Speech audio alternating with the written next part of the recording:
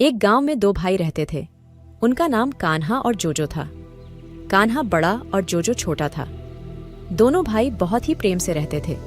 वे एक दूसरे के साथ हमेशा मजे करते थे। एक दिन गांव में एक मेला आया।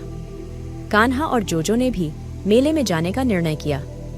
वे मेले में बहुत सारे खिलौने देखने के लिए उत्सुक था। मेले में कान्हा और जोजो ने एक बड़े गुब्बारे को देखा। गुब्बारा बहुत ही रंगीन और सुंदर था। वे गुब्बारे को खरीदने का निर्णय किया। जब वे गुब्बारे को खरीदने के लिए गए तो वे देखा कि गुब्बारा की कीमत बहुत ज्यादा थी। वे गुब्बारे की कीमत देखकर चौंक गए।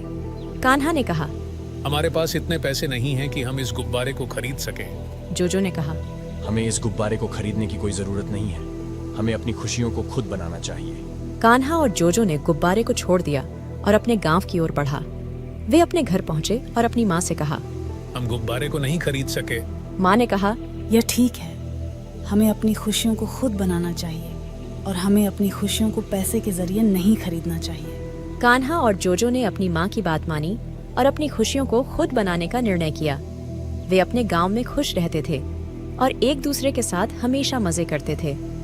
इस कहानी से हमें यह सीख मिलती है कि हमें अपनी खुशियों को खुद बनाना चाहिए और हमें अपनी खुशियों को पैसे के जरिए नहीं खरीदना चाहिए। अगर हम अपनी खुशियों को खुद बनाते हैं तो हमें अपनी जिंदगी में बहुत सारी खुशियाँ मिलती हैं।